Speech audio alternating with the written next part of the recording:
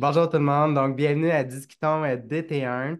C'est la plateforme en fait sur laquelle les diabétiques de type 1 peuvent s'exprimer, peuvent parler en fait de ce qu'ils vivent par rapport en fait à la maladie. Et en fait, question de pouvoir nous aider, de se faire connaître. Je vous invite, si vous avez aimé l'épisode ou si vous aimez Discutons DT1 en général, de partager sur vos réseaux sociaux, d'en parler bien évidemment. Un petit like, en fait, ça va nous aider également et ça va pouvoir nous permettre là, de propulser le podcast. Donc, à ce moment-là, j'en dis pas plus. J'ai mon invité aujourd'hui, Anne-Frédérique Simard, qui a accepté en fait de parler de sa vie avec le diabète. Donc, à ce moment-là, Anne-Frédérique, dis-moi, qui es-tu? Bon, ben, comme tu l'as dit, Anne-Frédérique Simard. J'ai 25 ans, je viens de Québec. Je suis présentement étudiante à maîtrise en administration des affaires à l'Université Laval à Québec. Euh, dans le cadre de ma maîtrise, je suis présentement en Espagne dans le cadre d'une session à l'étranger. Également, j'ai évolué pour l'équipe de rugby d'Urgea de l'Université Laval pour les 6 dernières années. Puis là, ben, maintenant, cette expérience est terminée, mais sportive, que ce soit par la course, je me suis mis au CrossFit. J'essaie de garder un peu mon mode de vie d'athlète, mais en gros, ça ressemble à ça pour moi.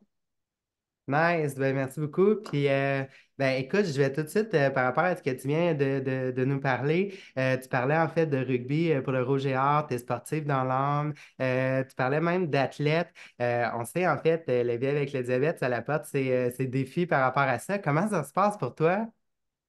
Euh, ben, je vais dire que c'est pas toujours facile. Ben, comme tu le sais probablement, ça se passe maintenant, je vais dire bien. Je vais pas te mentir que dans les dernières années, j'ai dû aller chercher de l'aide, si c'est sûr, quant à ma nutrition, avec mon endocrinologue aussi, voir ajuster tout ça, d'apprendre à connaître mon corps énormément aussi, les signaux, qu'est-ce qui fonctionnait pour moi, qu'est-ce qui fonctionnait pas. Donc, beaucoup d'heures de travail qui maintenant font en sorte que ça va bien. Je pense que la clé, c'est ça, c'est vraiment de connaître son corps puis de faire de l'essai-erreur, ça peut plate. Mais ça m'empêche pas de rien faire dans le fond, là. J'essaie de fonctionner le mieux possible avec mon diabète pour pas que ça affecte mes performances parce que c'est quelque chose que ça a déjà fait dans le passé. Puis on le sait, ben, c'est plate quand ça arrive. Mais non, je dirais que maintenant, ça se passe relativement bien. Mais beaucoup d'échecs et d'essais dans le passé pour ça. Je suis vraiment content d'entendre ça puis que tu en parles parce que c'est vrai qu'au niveau du diabète, la nutrition, c'est super important. Puis tu as parlé en fait ici de connaître son corps, tu as fait des essais, des erreurs, tu as fait des expériences, tu t'es observé, puis en fonction des observations que tu as fait, tu peux maintenant beaucoup mieux probablement gérer tout ça. Puis c'est probablement plus facile aussi pour toi parce qu'il y a eu cette période-là qui est peut-être un petit peu plus houleuse qui t'a Ouais. permis là, de pouvoir faire ça. Puis dis-moi, en fait, par rapport au diabète, c'est arrivé comment dans ta vie? Qu'est-ce qui est arrivé pour que tu découvres que tu l'étais? Ouais, ben dans le fond, moi, j'ai été diagnostiquée à l'âge de 4 ans. Euh, ouais, ça fait très, très longtemps. Euh, En fait, ben, j'aime dire, avant d'expliquer comment c'est passé, j'aime dire que je suis un peu chanceuse parce que pour moi, au plus loin que je me souvienne, ça a toujours été comme ça. Il n'y a pas eu de coupure. Tu sais, il y a beaucoup de gens qui se font diagnostiquer, mettons, à l'adolescence, à l'âge adulte. Il n'y a pas un avant-après pour moi, du plus loin que je me souvienne. J'ai toujours vécu avec le diabète de type 1. Fait que je me considère chanceuse comme ça. Mais comment ça s'est passé de mon côté? Dans le fond, j'ai parlé avec ma mère pour ça parce que moi, je m'en souviens pas vraiment. Mais elle me disait que dans le fond, mes parents avaient observé que j'étais un petit peu plus marabout, moins enjouée, j'avais perdu du poids, j'avais toujours soif. La nuit, je buvais tout le temps, tout le temps. Puis un soir, dans le fond, je me suis fait garder chez ma grand-mère. Et la sœur de ma grand-mère était infirmière à la clinique du diabète à ce moment-là. Puis elle me fait une glycémie. Et quand ma mère est venue me chercher à la fin de la soirée, j'étais toute enjouée de lui dire que mon sang était à 28. Alors, ouais, c'est ça. Fait que ça, c'était un vendredi soir. Le lundi, on est rentré au CHUL, puis je suis ressortie le samedi suivant. Je Ouais. comprends. Fait que, encore une fois, c'est drôle, dans ton histoire, il y a des similitudes. Par rapport à l'âge, tu sais, à 2 ans, moi non plus, là, j'ai pas de avant-après. Donc, je comprends un peu ton espèce de merci la vie, je suis chanceuse, Ouais. chanceux, j'ai pas eu de avant-après, tu sais, ça a toujours fait partie de. Puis en fait, ta tante, là, la sœur Ouais. de ta grand-mère, là, De ou ma de ta grand-mère, ouais. mère, c'est ça qui est infirmière. Donc, moi aussi, ce qu'on les aime, ces infirmières-là qui viennent nous Ouais, sauver. exact. Ouais, très, très contente que ce soit passé comme ça, disons, ouais. Ben, tant mieux. Puis à ce moment-là, ben, heureux là, que ça soit découvert rapidement, puis que tu puisses bien vivre avec. Puis toi, à ce moment-là, mettons, à 4 ans, là, je comprends que tu n'as pas vraiment eu d'avant-après, mais est-ce que tu as réagi par rapport à ça, ou est-ce que tu mettons, ta mère, ou en fait, vu que tu étais plus jeune, je ne sais pas si tu en as discuté avec ta mère, mais eux, en fait, ça s'est passé comment pour eux, mettons? Ouais, ben mes parents, ça a été quand même rough, puis je peux comprendre, là, évidemment. Ça a été difficile. Mais on n'a pas parlé de long en large, mais mes parents, puis ça aussi, je suis très reconnaissante de ça. Dès que j'ai eu le diagnostic, ont décidé qu'ils allaient pas me traiter différemment. Je sais pas comment dire. Fait que, ouais. Ben, dans le sens que ça changeait pas, ben oui, ça changeait quelque chose, évidemment, mais dans la façon qu'ils allaient m'élever, puis tout ça, il n'y a rien qui a changé. Puis ça, je suis très, très reconnaissante de ça. Ça fait que j'ai été très autonome, très jeune, puis que je peux faire justement un peu ce que je veux aujourd'hui, là. Fait que ça. Sinon, de mon côté à moi, ça c'est drôle, j'en ai aussi parlé avec ma mère, mais elle dit, toi, ça a quand même bien été. Elle dit, ça a donné que tu étais dans une phase où tu aimais beaucoup les plasters, les pansements. Fait qu'elle dit, on te faisait une glycémie, on te mettait un petit plaster, puis tu étais donc contente d'avoir un petit plaster sur le bout de ton doigt. Fait que je pense que ça s'est pas trop mal passé à ce niveau-là, mais ouais, c'est forcément fait. Fait que, tu sais, à ce moment-là, merci aux parents, en fait, hein, parce que, tu sais, à Ouais, 4 ans, on s'entend la charge mentale, puis tout ça, c'est eux qui l'ont ramassé. Euh, ouais, exact. Nous, ça vient plus tard. Tu parlais aussi d'autonomie. Je pense que le diabète, ça a cet effet-là par rapport à l'autonomie, l'indépendance, tu sais, la Ouais, responsabilité personnelle aussi. Tu sais, on peut pas mettre la mauvaise gestion de notre glycémie sur le dos de personne, tu sais. Ça nous non, exactement. appartient. Ouais. Fait qu'à ce moment-là, c'est vraiment bien. Merci pour tout ça. Et dis-moi, mettons, dans ta vie de tous les jours, là, justement, sportive dans l'âme, comment le diabète, ça influence ta vie, justement, là, en général? Euh, je veux dire, ça l'influence quand même beaucoup. J'aime dire que je sais pas comment dire. J'aime dire que je vis avec le diabète de type 1 et que je ne suis pas diabétique de type 1. Pour moi, en tout cas, dans ma tête, ça fait une différence. Puis c'est vraiment comme ça que je le vois dans mon day-to-day aussi. C'est toujours là, in the back of our minds, tout le temps là, mais c'est pas ce qui drive ma vie non plus. Euh, c'est sûr que j'aime dire que c'est comme une affaire de plus qu'on a que les autres. Fait que, tu sais, oui, moi, OK, je vais aller courir. Je te donne un exemple. Ce matin, je vais aller courir. Ma glycémie était basse. Fait que je voulais aller courir à une certaine heure parce que j'avais un deadline. Mais je ne peux pas parce que ma glycémie était basse. Fait que ça l'affecte tout le temps. C'est tout le temps là. Puis le mieux, c'est d'essayer de le contrôler le mieux possible pour que ça nous impacte le moins possible, je dirais. Mais euh, c'est sûr que ça occupe une grande place. Par contre, je pense qu'on a quand même comment dire ça, la latitude de choisir à quel point ça nous affecte. Puis ça, pour moi, c'est très important. Fait que c'est tout le temps là, mais je suis capable de bien le gérer, je crois, là, en termes de l'impact que ça prend dans ma vie, disons. Super. Donc, ben oui, hein, des ajustements continuels parce que c'est toujours ça. Tu sais, même si on mange toujours la même affaire, puis qu'on fait exactement la même activité physique avec exactement la même intensité, ben, d'un jour à Ouais. l'autre, ça va donner des résultats différents. Puis, fait qu'à ce moment-là, voilà. Puis, effectivement, même si dans notre bonne intention, on veut faire, ben, tu parlais de la course là, un petit peu plus tôt, ben, des fois, en fait, il faut reporter le projet ou en fonction là, des deadlines et tout ça. Donc, ben, je comprends tout ça, là, ça fait partie de la vie, justement. Puis, dis-moi, par rapport à ça, tu sais, tu parlais du sport, tu as ça dans l'âme, en fait, tu as fait beaucoup à l'école, tout ça, rugby, tout ça. Euh, Est-ce que est-ce que le diabète t'a empêché de réaliser certains objectifs ou est-ce que ça t'a empêché d'aller je sais pas, peut-être que tu voulais aller plus loin dans le rugby, mais à cause que que la situation, en fait, tu vis avec, à ce moment-là, ça t'empêchait peut-être de passer à un niveau supérieur ou est-ce que ça t'a empêché de faire des trucs que tu aurais aimé ou que tu aurais voulu? Ouais, j'aime beaucoup ta question. Ben, je vais pas te mentir, quand je suis rentrée à l'université, il y a de ça un petit bout de temps déjà, euh, mon diabète, ben, je pensais que ça allait bien, mais la charge d'entraînement est énorme, dans le fond, là, comme rien que j'avais déjà fait auparavant. Euh, puis, c'est à ce moment-là que j'ai dû aller chercher de l'aide parce que, je te donne un exemple vite, mettons qu'on s'entraînait 4 jours par semaine et on avait un match, on avait blabla. Il y a à peu près au moins 2 pratiques par semaine où que je n'étais pas en mesure de terminer l'entraînement. Parce que ma glycémie était basse, parce que nos entraînements sont en fin de journée, blablabla, t'as ta journée dans le corps. Jamais capable de finir les entraînements. Ben, jamais. 50% du temps, disons. Puis, ben, veux pas, ton coach, il prend pas en considération. Tu sais, t'es là comme les autres, fait que tu vas être considéré comme les autres. Fait que le fait que tu finisses pas la pratique, ben, évidemment que ça a un impact sur comment ton coach te voit. Est-ce que tu vas jouer en fin de semaine? Est-ce que tu vas pas jouer? Est-ce que tu vas être habillé? Est-ce que tu vas être pas habillé? Fait que oui, ça m'a empêché de faire des choses secondaires. Je joue au basket, au soccer, au rugby. Puis même affaire, des fois, au basket, pas capable de finir mes pratiques, pas capable de.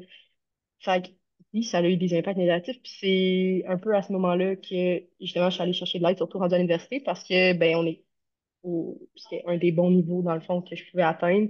Puis c'était pas vrai que le diabète allait m'empêcher de faire quelque chose parce que c'est jusqu'à ce moment-là, ça m'avait jamais empêché de rien faire ou presque, non? Puis ça valait beaucoup, beaucoup à mes yeux de faire partie de cette équipe-là, du Urgia. Et donc, c'est ça, je suis allée chercher de l'aide, j'ai retroussé mes manches, puis j'ai dit, là, il faut que je fasse quelque chose, il faut que ça fonctionne. Puis, c'est quelque chose que je suis très fière dans les dernières années. Mettons, mes 2 premières années, c'était rock and roll, disons, puis après ça, les 3 autres années, ça a super bien été, puis j'ai vraiment bien géré ça, mais j'ai dû aller chercher de l'aide pour ça parce que ça fonctionnait pas, j'étais pas capable de le faire toute seule. Je savais pas par où commencer, je savais pas quoi faire, puis ça me rendait tellement triste, puis ça me fâchait parce que, comme tu disais tantôt, tu sais, même si on fait la même affaire, des fois ça marche pas, puis c'est ça. Vraiment de contrôler ce que je pouvais contrôler, puis finalement, ça a fini par fonctionner. Merci. Merci pour ça, puis pour nous en parler. Puis en fait, dans ce que tu viens de dire, ce que j'ai entendu beaucoup, c'est j'ai été chercher de l'aide. Donc, Mhm. c'est quoi l'aide que tu as été chercher? Puis qu'est-ce que ça t'a permis en fait de comprendre qu'aujourd'hui tu peux utiliser, puis que tu sais, tu utilisais, mettons, pour tes pratiques, pour tes matchs, puis tout le reste finalement? Ben, la première personne à qui j'ai parlé, entre autres, c'est mon endocrinologue. Et j'étais chanceuse, en guillemets, d'avoir une bonne équipe qui diabète avec moi. Et après ça, deuxième personne, nutritionniste. Et parce que je pense que la nutrition, on le néglige beaucoup, mais ça a tellement un gros impact sur tout le monde. Mais nous, avec le diabète, encore plus, j'ai envie de dire, de comprendre justement les glucides, tu veux des protéines, tu veux aussi ta performance, parce que là, c'est pas juste comment je m'alimente pour mon diabète, c'est comment je m'alimente pour mon diabète pour performer. J'ai aussi vu un kinésiologue dans ce temps-là qui était spécialisé en diabète. Super, ça, je suis très, très reconnaissante de l'avoir rencontré. Il m'a beaucoup aidé. Puis sinon, ben, j'ai la chance aussi d'avoir support system là, incroyable. Tu sais, ma famille, mes coéquipières, mes amis là, que j'adore depuis que tout, qui m'ont énormément aidé, puis qui me voyaient aller, puis qui voyaient que je trouvais ça dur, mais qui étaient toujours là pour moi, toujours là pour me soutenir. Ma famille aussi, mes entraîneurs aussi, qui étaient conscients de ça. Puis, comme je disais un peu plus tôt, ils te traitent un peu comme tout le monde, mais sont quand même conscients que tu vis avec Elisabeth, les entraîneurs que j'avais. Puis, tu sais, ils comprenaient, mais ils m'aidaient, puis ils restaient ouverts. Fait que non, je pense que ils m'aident plus technique, disons, mais aussi un support moral qui m'a beaucoup, beaucoup aidé quand j'en avais besoin. Tellement, puis effectivement, on en a besoin. Puis j'aime ça en fait parce que dans la liste que tu as fait, il y a les professionnels en fait, l'endocrinologue, la nutritionniste, le kinésiologue. Mhm. Mais il y a aussi en fait, comme tu disais, tout ce qui est famille, les coéquipières en fait de ton équipe, tes amis, tes entraîneurs. Fait que, en fait, je pense qu'il faut savoir bien s'entourer, puis il faut être euh, pour avoir les bonnes personnes autour de nous, en fait, question que ça se Mhm. passe encore mieux. Dis-moi, par rapport à ça, tu sais, avant l'entrevue, on s'est jasé un peu, puis tu me disais que le diabète t'empêchait pas de rien, puis que tu vivais en fait ta vie là, quand même, tout ça. Euh, Ouais, mais mettons, parmi toutes ces personnes-là qui sont à l'extérieur ouais, du système santé, là, donc famille, ouais. coéquipière, amis, tout ça, est-ce que tu sentais qu'à l'occasion, ils faisaient des trucs particuliers pour toi en sachant que tu étais diabétique ou ça n'a jamais comme paru puis il faisait vraiment comme si de rien n'était puis Euh, bonne question. Je pense que ça dépend qui. Famille, amis, puis je vais dire que il faisait des choses en fonction de mon diabète, mais dans un aspect positif. Ça n'a jamais été comme, pas comment dire ça. Je me suis jamais fait prendre par la main ou te dire, ah, tu peux pas faire ça, ton diabète. C'est plus comme, hey, es-tu correct, que tu besoin de quelque chose ou une attention particulière, je sais pas, ah, ton diabète, tu sais, ces temps-ci, ça va-tu? Ou, ouais, il y a juste un espèce de support, mais comme positif, rien de vraiment négatif. Encore une fois, je me considère très chanceuse de ça parce que j'en ai entendu des histoires de toutes sortes de gens. Puis j'ai aimé ça, t'as dit, tu sais, c'est de s'entourer des bonnes personnes. Je pense que c'est pas nécessairement facile à faire tout le temps parce que des fois, tu sais, on a des amis ou des gens autour de nous qu'on apprécie, mais pour notre diabète, c'est pas les personnes les mieux outillées, qui des fois pour nous aider, tout ça. Fait que je pense que des fois, il faut chercher un peu ou comme d'en parler, tenter le terrain avec qui on est pour voir à qui on peut en parler. Mais non, je pense que je te dirais que ça a été relativement positif autour de moi, là, de la façon que les gens le tiennent. wow. Ben écoute, Mm. c'est vraiment beau à entendre. Puis tu sais, il y en a des belles histoires, puis je pense que tu en fais partie de ces belles histoires-là. Donc, merci à tout ce beau monde-là d'être dans ta vie, hein, parce que Oui, en fait, vraiment. ça fait la différence. Donc, tant Ouais, mieux. Puis tu sais, je crois en le fait qu'on crée on crée notre chance. Donc, à ce moment-là, si toutes ces personnes-là sont autour de toi, puis que ça se passe comme ça pour toi, ben, clairement qu'il y a quelque chose qui est relié à toi, qui attire ce beau monde-là dans ta vie et qui fait là, que ça ouais. se passe de cette façon-là. Et là, dis-moi, par rapport à tes expériences, parce que tu en as vécu, c'est ce que tu disais, tu t'es observé, tu as appris. Maintenant, tu ajustes tout ça. Est-ce qu'il y a un conseil que tu pourrais donner à quelqu'un, mettons, qui tomberait diabétique aujourd'hui, qui est full sportif comme toi, qui étudie, puis que, tu sais, finalement, ton horaire est super chargé, là. Donc, est-ce qu'il y a un conseil que tu aurais à donner pour une personne, mettons, qui vit quelque chose de similaire à toi, puis qui semble Ouais. un peu perdre le contrôle ou pas trop savoir où s'en aller? Ouais, mais moi, la chose que je veux dire, puis je pense que ça s'applique au diabète, mais ça s'applique à toutes sortes de choses, c'est une chose à la fois.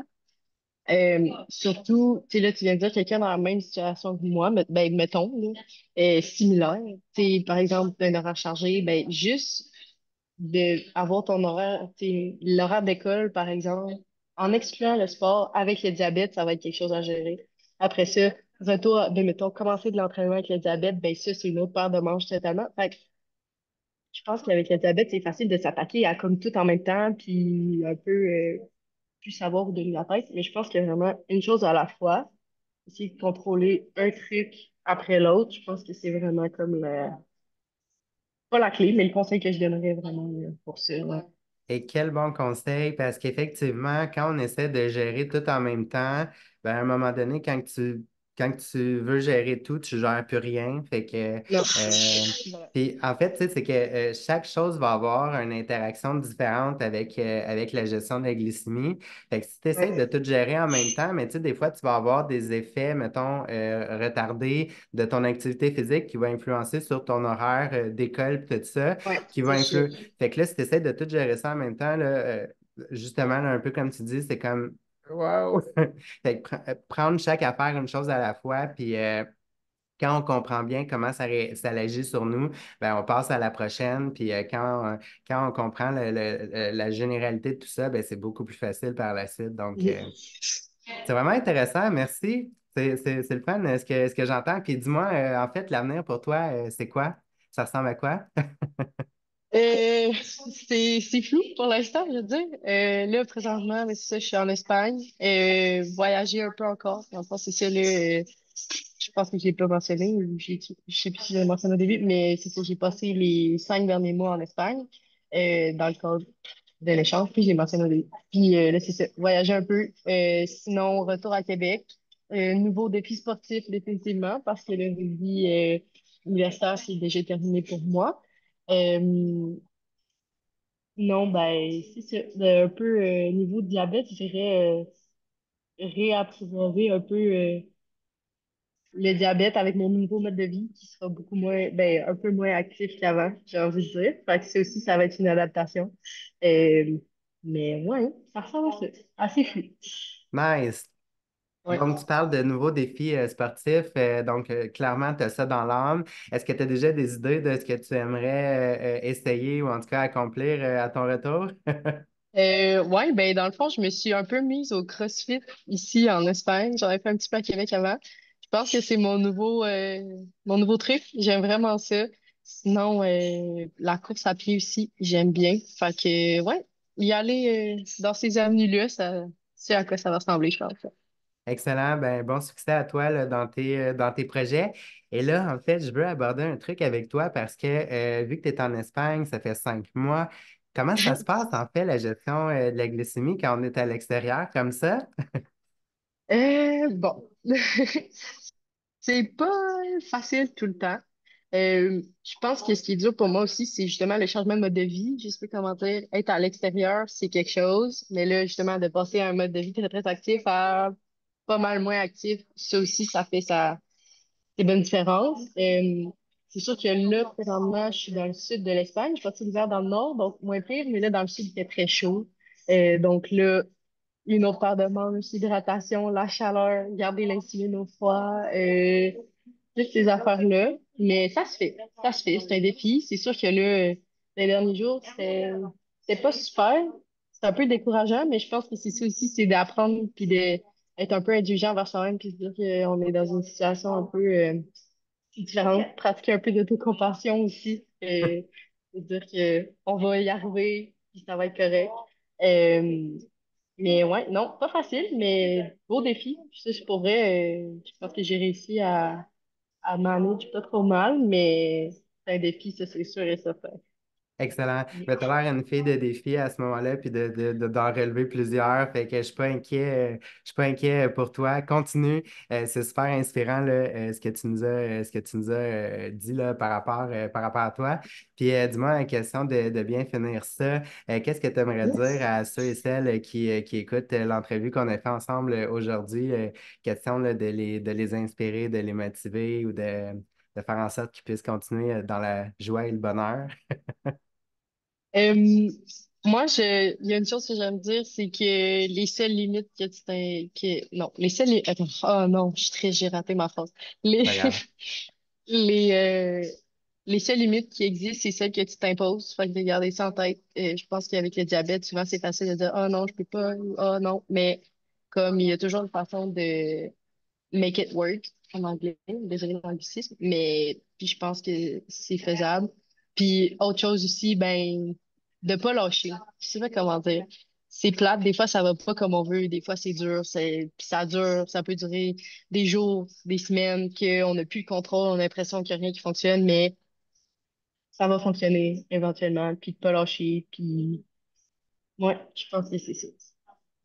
Anne-Frédérique Simard, merci beaucoup en fait de m'avoir accordé ce temps-là pour cette Merci à toi. entrevue-là.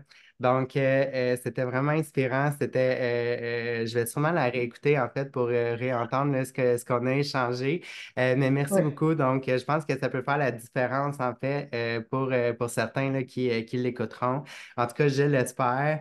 Et là-dessus, ben, je te souhaite bon succès en fait dans tes études. Je te souhaite bon retour en fait quand tu vas revenir et continue en fait d'inspirer les gens parce que je pense que tu le fais et tu le fais très bien. Merci beaucoup. Merci pour ton temps. Merci de m'avoir donné l'opportunité là, de parler. Puis, merci encore. Ça fait plaisir. Bonne journée à toi. Bye.